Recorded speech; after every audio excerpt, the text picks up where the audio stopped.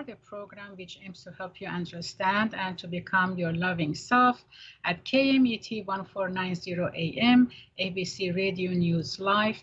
I'm Dr. Mitra Rashidian. I'm a licensed marriage and family therapist and a certified sexologist in full-time private practice located in beautiful Encino, California. And I'm here along with my very dear friend and colleague and business partner and friend and many things, mentor, to say the least, Dr. Robert Jaffe, who's also a licensed marriage and family therapist and a certified hypnotherapist. Welcome, Dr. Jaffe. Thank you very much. You're very welcome. Honored to be here with you. Honor is all mine. We're a great team. Yes. And we have a lot of passion for what we do. And this radio show is one of the things that we do together. Yes. And we're here to help people to understand that at their core, they are love energy. Yes. And that's what we firmly believe. And that's why we all seek and want and appreciate love. We enjoy loving others, and we enjoy being loved by others. And there's been so many things written about love, so many books, so many movies.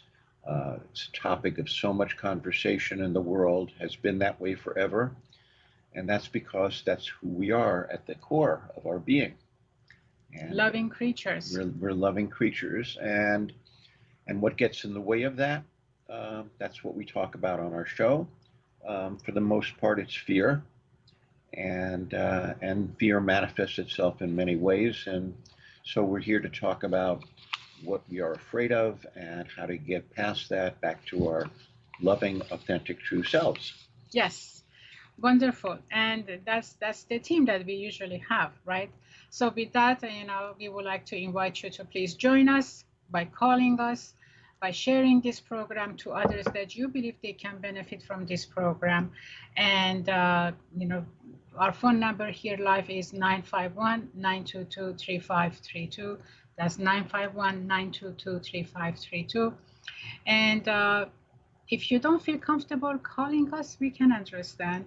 So you're more than welcome to join us and contact us via our private contact information, which you can find them at the, our homepage at KMET website. And also, I think they are running on the screen right now for you to, make a note about those. And we look forward to, hearing from you. This show belongs to you. We thank you for sharing this hour with us, and we know you have many choices, other choices, but you choose to be here, and we are honored. So thank you for that. Indeed. So Dr. Jaffe, today we have a special program to offer. We have a special program. We have a special guest coming up in a little while. Her name is Dr. Carmen Harra. She is a world-renowned intuitive psychologist, and she's written a number of books. The latest one is the one we're going to be discussing today, and the latest one is called "Committed: Finding Love and Loyalty Through the 7 Archetypes." Sounds very interesting, which is the theme of what we're going to be discussing today, basically. We're going to be talking about, being committed in a loving relationship. What is that all about? Exactly. And, I can't wait to see what Dr. Herrera has to teach us about this and, to hear from her about what commitment, means to her and how she, basically started to write this book among many others that she has. And I'm very excited to meet with her and to learn from her and to, to see what's going on with commitment, right? Mm-hmm. So let's define commitment, because I always believe that many of us, we have different perspective, different, perceptions and beliefs about an idea, about a concept, right? About something like commitment, right? Mm-hmm. So commitment for me and for yourself may have 2 different meanings. Mm-hmm. For others, it may have other meanings, right? Because all of us, we define terms and based on how we have experienced them. Yes. right? Yes. Based on how they have been introduced to us, right? Right. And then commitment across different life stages, they has, different meanings, right? Commitment at the age of 18 or early 20s is different than commitment than when we reach 40s, than when we reach 50s and 60s, and so on. Right.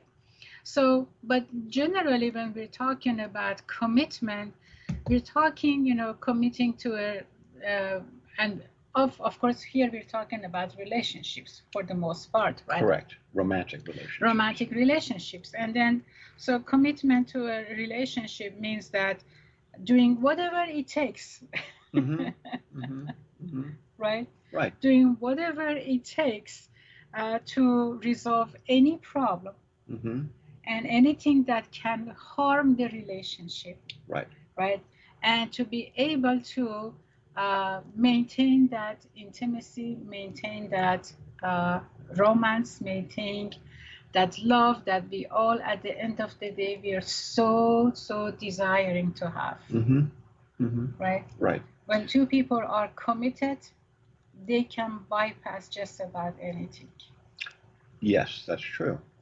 And so one of the elements, and I think one of the most important elements of commitment in a relationship, is the building of trust.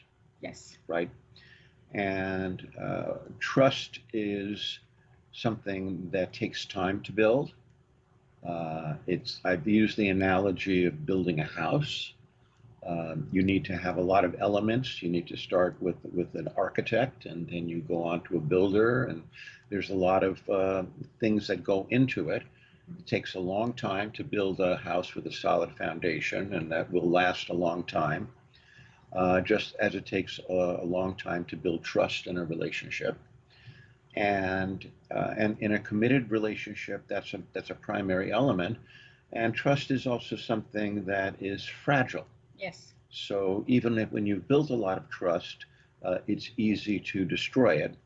Using the same analogy of a house, you can put some dynamite in a house and light the fuse, and in a few seconds, the house is totally destroyed, even though you may have spent a long, long time building it.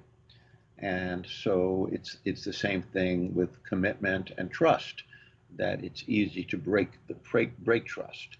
So it's important to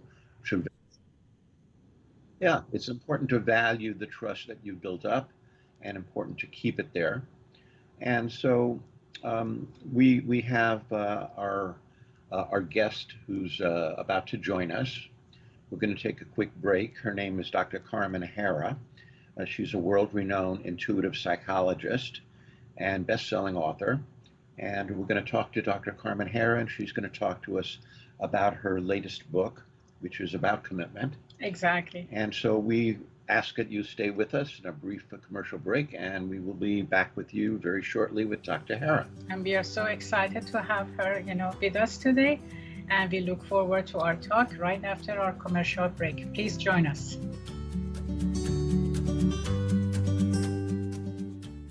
Do you or someone you know struggle with an addiction? If so, this 1-minute message may be life-saving.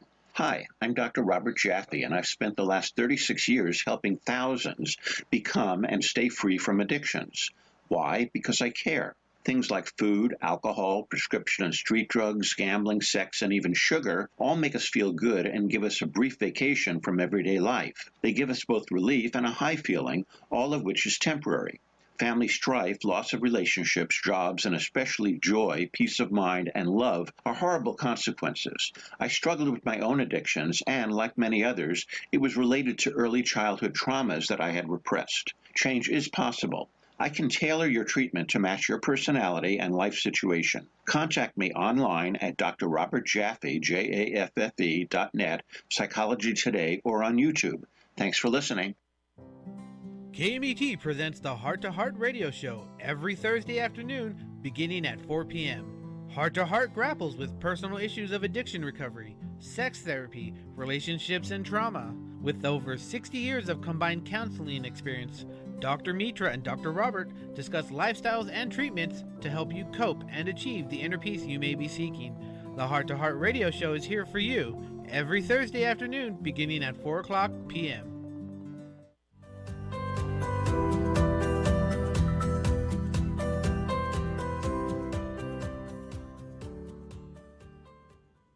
Welcome back from our commercial break. This is Heart to Heart program at KMET 1490 AM, ABC News Radio Live. For those of you who are just tuning in, our discussion at this segment is about commitment with our special guest, Dr. Carmen Herrera.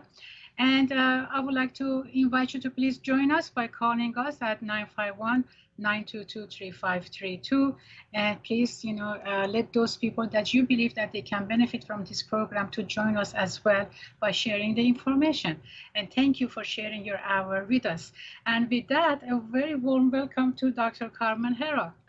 Welcome, Oh, Dr. thank you so much for having me. I'm so excited. Oh, great. Let me just tell the audience a little bit about you so they have a sense of what what's going to happen in the next 15-20 minutes. Dr. Herrera is a world-renowned intuitive psychologist. She's also a best-selling author, a radio show host, and a relationship expert. She's been around for many, many years, about 28 years. She's helped thousands and thousands of people rediscover their peace of mind and reclaim their personal power. And her clients are manyfold. She works with everyday people. She also works with eminent politicians as well as very famous people, as celebrities, right? And she combines her therapy with numerology, mediumship, and incredible intuition. She's been featured in many publications, New York Times, New York Post, New York Daily News. She's been on many shows, Good Morning America, The View, Good Day New York, others.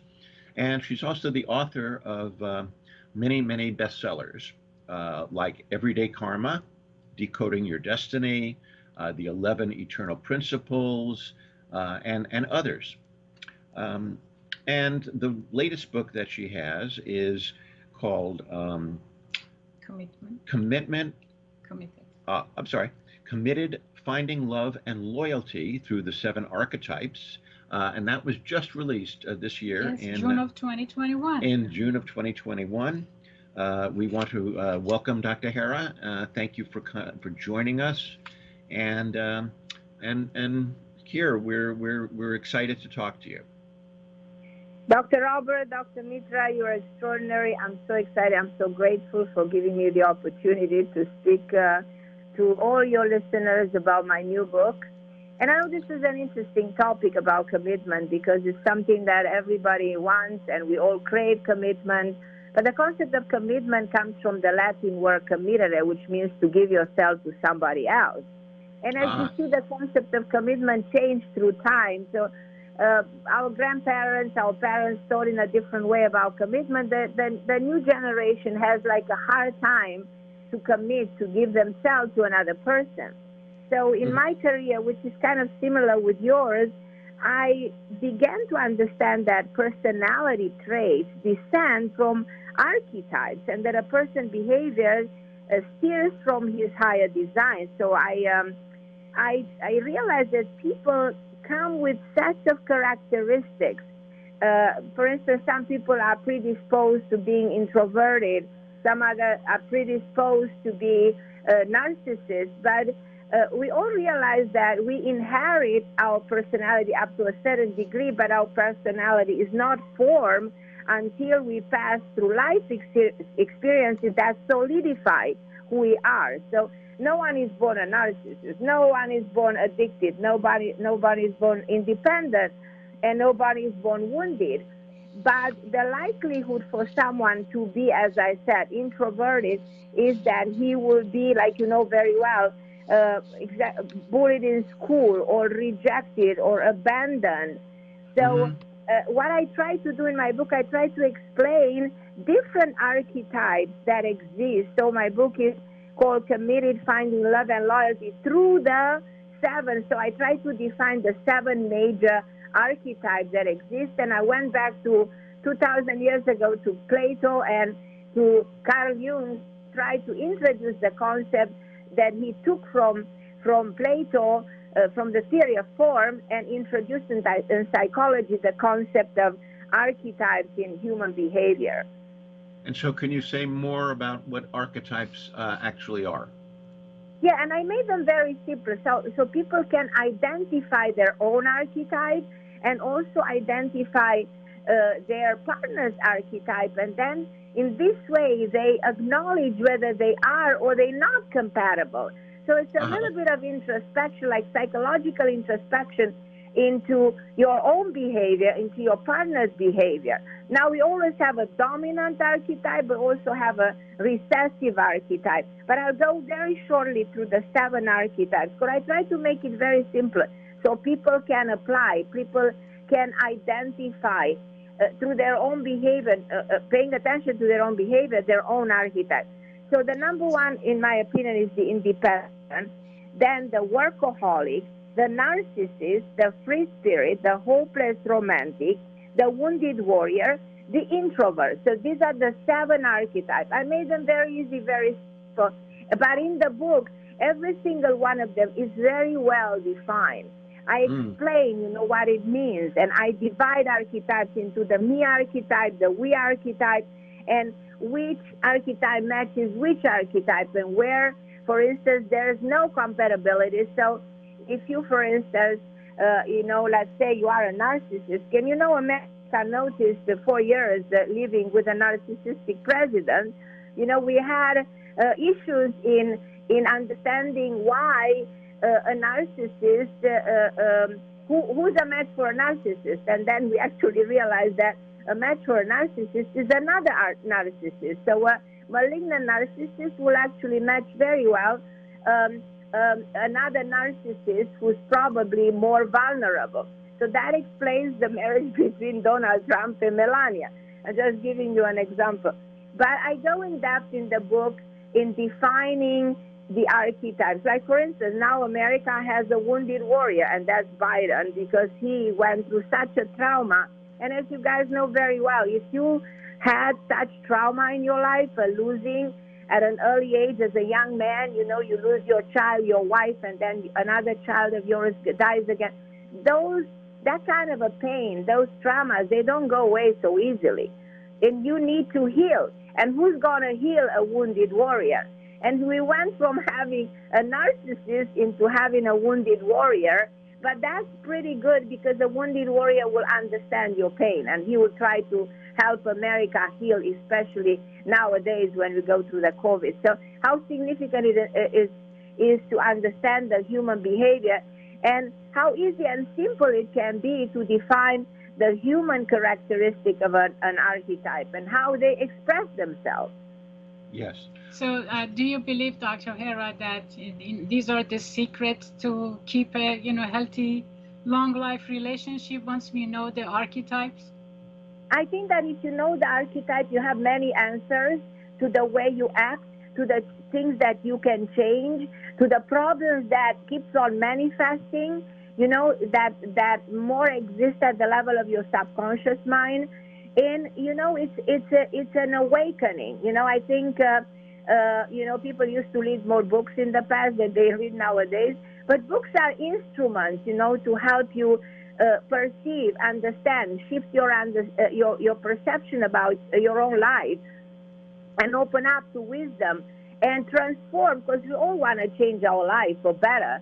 And I think the knowledge about archetype that exists at the dawn of time is definitely a powerful tool to make people live more fulfilling lives, adjust to each other, and understand each other way better in time. So that's what people can expect if they read your book, is that they'll get clearer about what their own archetypes are and who is a good match for them. Is that what you're saying? Yeah, and they will actually reevaluate some old beliefs that they have about their own relationship and some negative thoughts, and learn how to open up to something new, how to build a positive relationship. What is the key to emotional intimacy? where is your match with your partner, if there is any.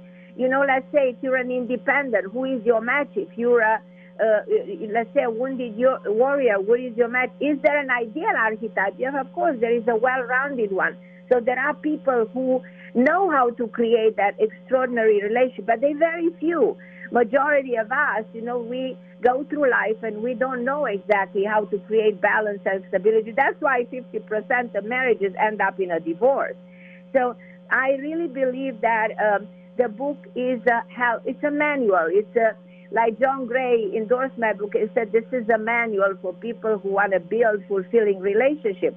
And that's what I try. I've worked for years to explain to people what are the best solutions for relationship problems, how to communicate and not to interrogate, which majority of us would do, how to think and not to act, how to preserve your intimacy and not stay away from influences, so how to meditate and not to be desperate. So there are a lot of tools in this book, but I think the key point of the book is actually defining the concept of archetypes. So bringing something that exists in ancient teaching, but bringing it in a modern form and in a simple way that everybody reading it can apply it into their own lives and benefit from it.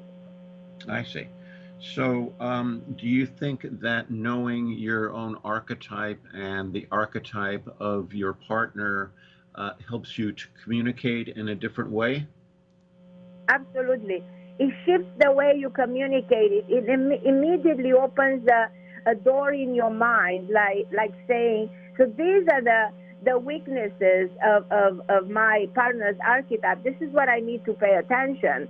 It reevaluates the whole idea of how you participate in your love life.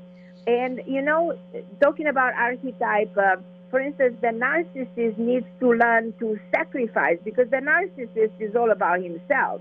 The independent, who is also another individual, another archetype that is detached from the rest of the world, he needs to learn to attach to a relationship. The workaholic, we see so many people workaholic, they need to learn to prioritize what really matters. The wounded warrior that I gave you an example about, our president who went through a trauma, he needs to heal. And a free spirit, a lot of free spirits in this world right now, they need to ground in their purpose. And hopeless romantic, there are people in love with love, they need to be more realistic. And the last one, the introvert needs to open up to what? To the concept of trust, to the possibility of being with somebody. So that's why we live in a world where a lot of people have such a hard time to involve, to attach. And what do they have time with? With commitment. They have a hard time committing to each other. And that's why we see so many relationships failing. Like we look at Kim Kardashian and Kenya West, and we question what really happened there, because actually, Kim and Kenya, they both narcissistic people in a way, because they're on the top of the pyramid. But Kenya is also wounded because he lost his mother, and he's on the other hand, he allowed Kim to be in front of the camera and become even more famous than him. So the narcissist sometimes can be committed to another narcissist up to a certain degree, and for at least for a period of time. And we see all these examples playing out in celebrities' life, in the people that we know, the famous people. And it's interesting to apply the concept to yourself and to the world around. And you definitely in time benefit from these simple elements that exist in the field of psychology, and to the concept of defining your characteristics, your traits, your weaknesses. So knowing who you are, best psychologically, is definitely going to help you a lot through life and through your love life. Mm-hmm.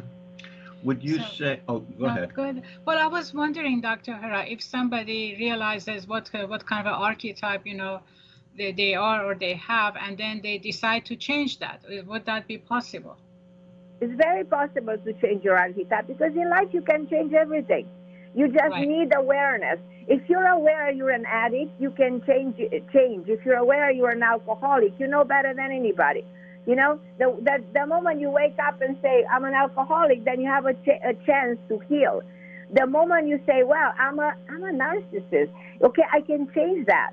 You know, so I can work on me being centered on myself, and I can look at the world around and change my perception about the way I behave, you know. So things, they're not going to change unless there's no awareness. So that's why knowledge is power, because when you bring knowledge to the world and people wake up into realizing that they're doing something wrong, you know, people after many years of acting wrong in a marriage, when they wake up and realize something, they have that aha moment and say, okay, if I shift that, if I change that, then my marriage will finally work, and I'm going to end up by speaking the same language with my partner. So it is possible.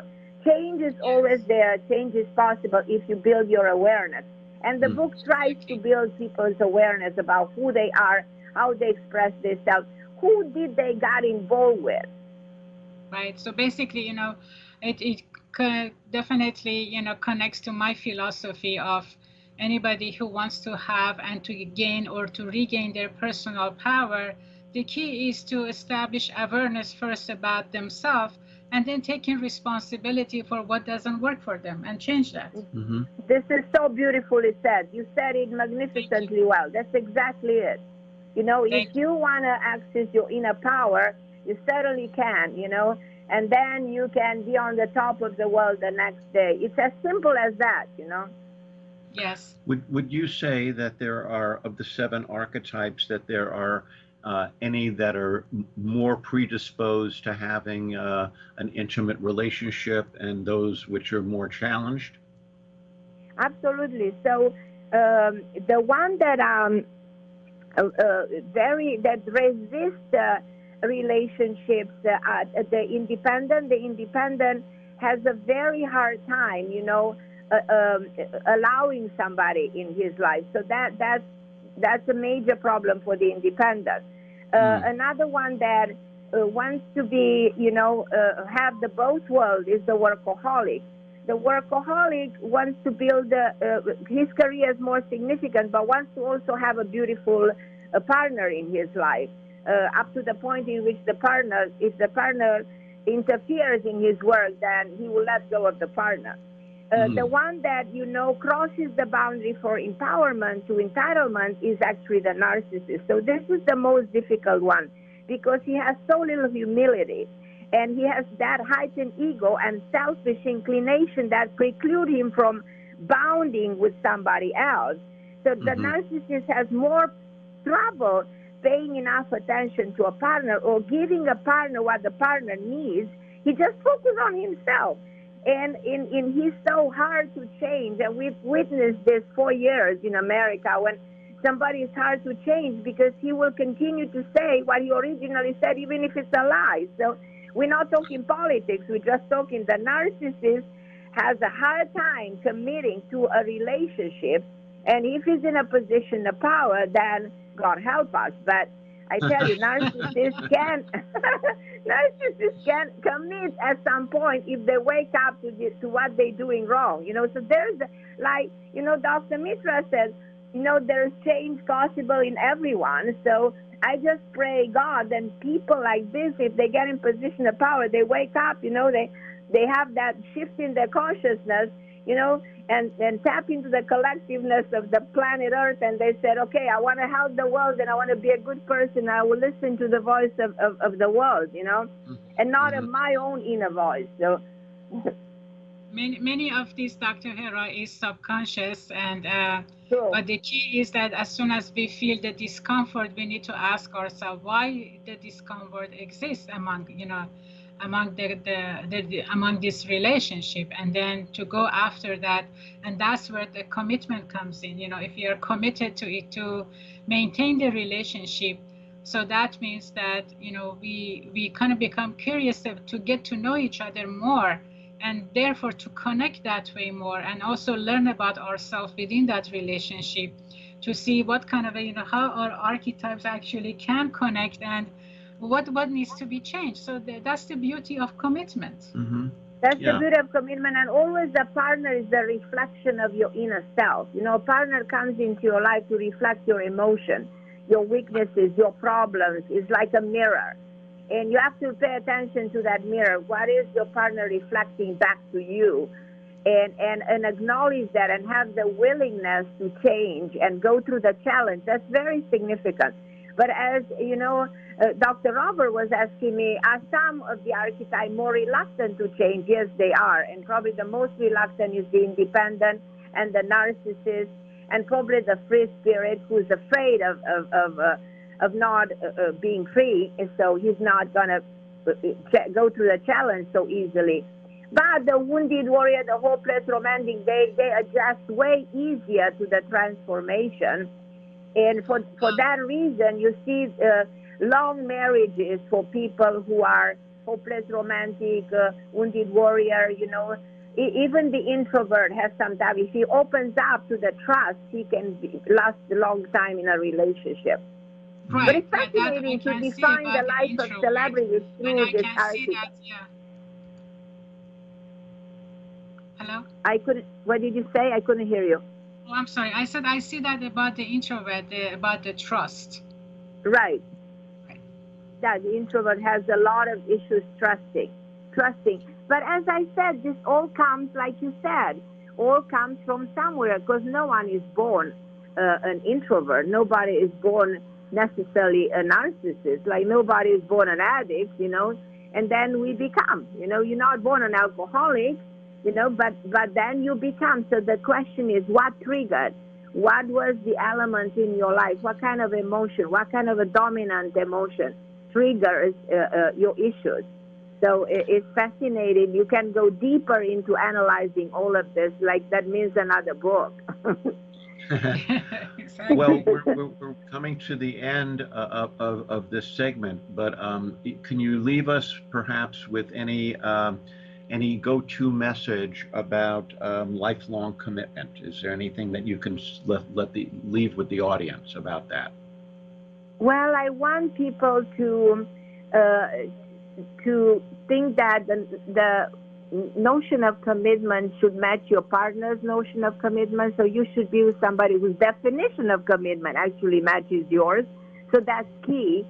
So, and in the commitment, the role that plays, the number one role in a commitment is emotional intimacy, like growing together emotionally at the soul level. You know, it's not only, you know, the physical intimacy. We're not only talking about the sex life.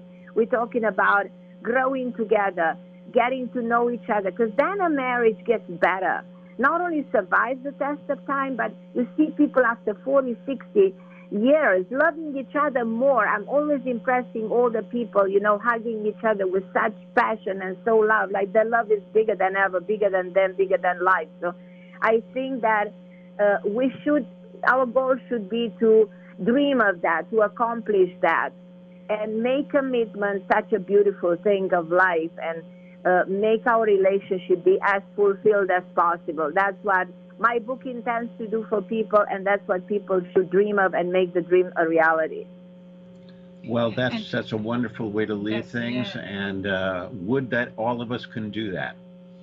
Well, I think, you know, if, you know, also therapy can help many of the couples that, you know, they want to make a commitment, but they just don't know how. Right. You know? Yeah. So thank you so much, Dr. Herra, for your words of wisdom. Dr. Herra's book is Committed, Finding Love and Loyalty Through the 7 Archetypes, just released this last June. We thank you so much for your words of wisdom and for your time. And I have one last question from Dr. Herra. Dr. Herra, for those who would like to purchase your book, where should they go? How do they do that? They can find the book in every bookstore. The book is everywhere. Of course, everybody goes at Amazon, but the book is absolutely everywhere. And Dr. Robert and Dr. Mitra, I want to thank you for your amazing work to help the world get better and get healed. You are extraordinary people, amazing doctors. You have all my gratitude, all my respect, and all my love from here, from Miami, Florida, and from my heart. Thank you. Thank Thank you. you so much, Likewise. and thank you for your time and for your words of wisdom, and we really appreciate it. Thank you, Dr. I, Herrera. I, I Thank you, thank Dr. you. I Herrera. thank both of you. You're And extraordinary for people. anybody who would like to know more about Dr. Herrera, her information, her website, her book information, they're all located on our library page at KMET. So the information is going to be there for the next month and throughout the next month. And for those of you who wish to know more about her, you can access that page and follow the information. Absolutely. So we're going to take a quick break. Please stay with us, and we will be back in a short while. Thank you.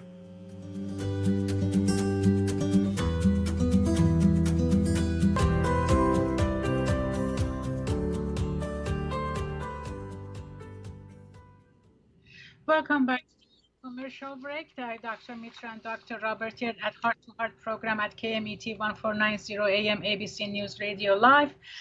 We just had a wonderful interview with our special guest today, Dr. Carmen Herrera, where she talked about commitment and her new book that is Committed, Finding Love and Loyalty through the 7 archetypes, which this book was just released, in 2021, June of 2021. Hot off the press. Yes, and we are so pleased, to have, for her to be available to us today. We had a wonderful talk. I really encourage you to go back to the program and to listen to her words. And she offered so many amazing insight about the archetypes and how learning our own archetypes actually can help us to stay with a match committed relationship, to be able to communicate far more safe and trust each other, and to be able to build that romantic, loving, intimate relationship that we all want all the time. Wouldn't that be something? That would be something. To have that. And it's just, I really enjoyed our talk. And her website, if you wish to visit her website, is www.carmenherra, that's CARMEN, Herrera, HARRA.com. And we thank you, Dr. Herrera, for joining us today, and we look forward to having you, in our future shows, right? Absolutely. Right. So let's just follow up with that. So what do you think, Dr. Jaffe, about the archetype and, how, she focused a lot on narcissism and the introvert. And Yeah, she mentioned briefly all of the archetypes, the 7 that, and she said that she goes into them a lot more in depth in her book. And I think that they can be very helpful. It's another way of finding out information about ourselves. And what we talked about, and what Dr. Herrera said, which we totally agree with, is that it's all about awareness. Right. And awareness means that we need to be more committed to the truth than we are to being right. Exactly. And that's so very well, said. To be aware is not just to be aware of, what I want or, what works for me. It's also to be aware of what I'm bringing to the table that is not working. Exactly. Right? Exactly. Where do I need to improve? Where do I need to have personal growth? Where do I need more information and more help, so that I can understand myself? Because it is that my selfhood that comes into the relationship, right? That, kind of basically may be a contributing factor. Not maybe, actually, it is a contributing factor. What I bring to the table and what my partner brings to the table, those are the, when they clash with each other, that's where, the problem happens, right? Yeah. If we are not aware of how we're contributing to that. And that's when, those couples, they come into our therapy session and they just put finger at each other. You did that, so we see how the fighting and argument continues. But if we are open to be aware about everything about us, right? Take responsibility for what needs to be changed. I think that's where the commitment starts. And so the antithesis of that is I'm okay and you're not. Yes. Right? Yeah. Oh, I don't need anything to be fixed about me. Yeah, I'm okay It's and you're not. It's all her or it's all him. And if there is something wrong with me, it's very minor in comparison to what's wrong with you. Or you caused it. Or you caused it. Right, Yeah. right. Yeah. So it's very difficult to be in a real partnership with somebody when you're busy defending yourself and telling you and your partner that you're right and that they are wrong. Exactly. Even if you don't say that they're wrong, if you keep saying that it's your way and your way is the right way or the best way, you're implying to the other person that you are more important than the other person. Right. And, exactly. So that's just that last point that you made, brought me to the narcissism here. When somebody has the archetype of being a narcissistic person, right? How would this individual even become aware that, that how their archetype is actually the problem here? Because somebody like that, believe that everything's right about them and everything belongs to them and the whole world needs to center around them. How would somebody like that, become, gets to the point of gaining the awareness that I need to change? Yeah, and that's when I ask the question, what is it? What is? How can people look at the truth of themselves rather than wanting to just see that they don't have anything wrong with them? Right. That is, and that's something that we as psychotherapists have a hard time dealing with, because people, when they come in, if they don't believe that there's anything wrong with them and they're coming in because they think that the partner or the parent or the child is acting in a wrong way, and they don't take any responsibility for it, then it becomes very, very difficult to give them feedback which is helpful. Yeah, well, they come in as the victim. They say, the whole world is against me. Right. Basically, Yes. I mean, but when we say the whole world, literally speaking, people around them, they're against them. And then they're not at a place where they can believe that they are contributing to a given situation. And, they blame everybody and everything in their life. And that victim role, they stay in it. And it's such a hard place for them to kind of get out of it. And it's a hurtful place too for them. Mm-hmm. It's a hurtful place. It's a alone place. It's a place where they can't trust anybody, right? That victim perspective that people gain and they stay with that. It's such a, I would say lonely. Yeah, it's very lonely. It's a lonely place. But I think that the narcissist personality is the most difficult to treat,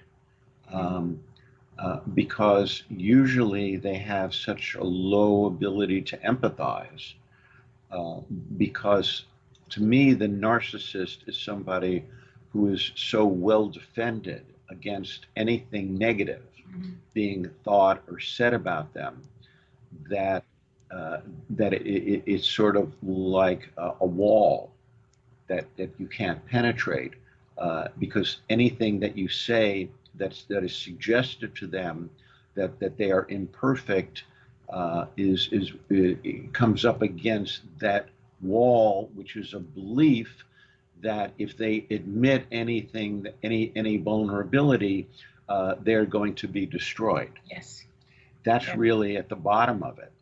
So when you're around people who have that belief, giving them any kind of feedback, even if you're trying to do it in a kind way, is seen as a massive attack on their personhood. Exactly.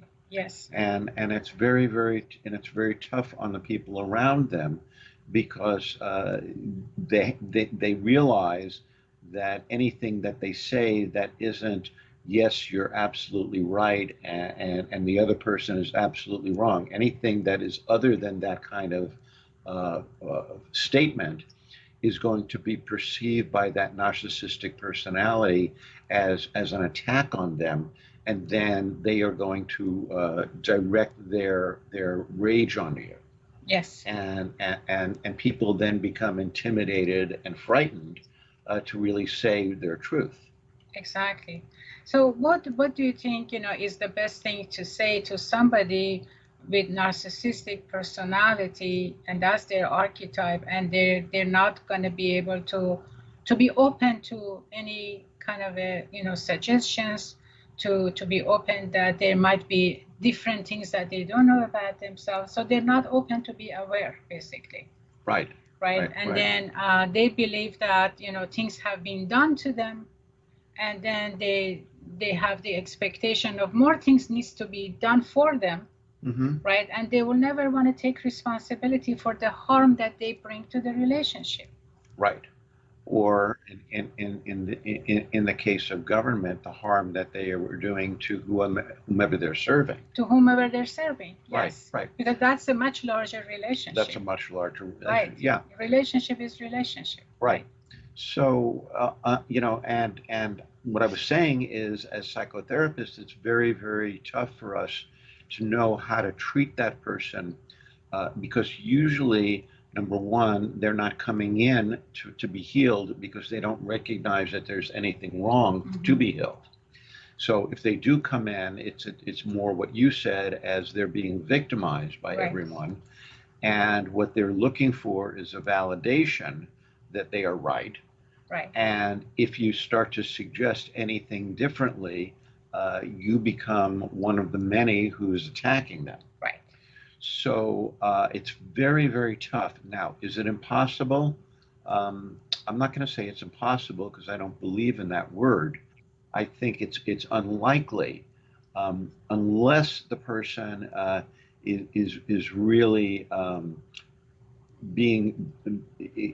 is really in some sort of emotional pain. Right. That they say to themselves, nothing I've tried is working, and I'm willing to try anything. Right. So I guess that's the key point. That's the what we call it, crack in the wall for us to go in and gain the trust. Right.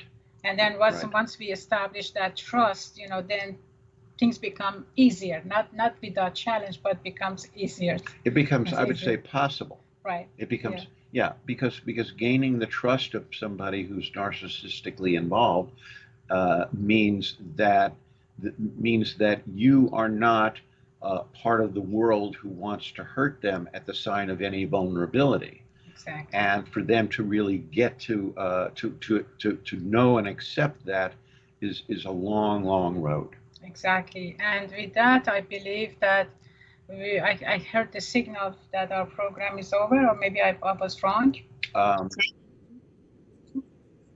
Okay, we just got a reprieve for 2 minutes. Yeah, I like to to open the discussion to introverts and trust. Mm-hmm. Yeah. Right? Yeah. So we know one of the reasons that people become introvert is profound, lack of trust, or a degree of lack of trust, right? Yeah. So I think that we are all born with a propensity for different things within our personality. And I think that introversion, extroversion is one of the things that we're born with. Just as many of us are born with a propensity toward being more athletic, or propensity for being more artistic, or propensity for being more, what I'm trying to think, more political. Right, or apolitical. I think we all have these tendencies, and I think that what you and I have studied is about how we're impacted by both our culture and our upbringing. Exactly. Yes. And that can add to or detract from those processes. Exactly. And so that's what I think. I don't think that we're born and because we have a propensity to be more introverted, that we end up as total introverts. No, I mean, it's something that, like Dr. Herrera also mentioned, and we have said that as well. We usually open our talk by saying that we are born into the world as our loving, authentic, true self, Mm-hmm. which we are happy, joyous, curious, creative, and all of that, and then life happens. Right, we say that. So, this is such a beautiful, program and interview, and the talk about this is significantly long. And like Dr. Herrera said, we need maybe not only the second book, but also the third and the fourth and so on books, so that we can cover all the areas. Therefore, we would like to invite you to please join us next week, and we will continue with these subjects. As we go on, we develop more about it, and we will talk more. And look forward to seeing you next week with Dr. Robert Jaffe and myself. And we thank you for sharing your hour with us. And don't forget to contact us and to share this program with those that you believe they can benefit from it. And until next week at 4 p.m., don't forget that all you need is love. All you need is love. Bye-bye. Okay, bye-bye. See you next week.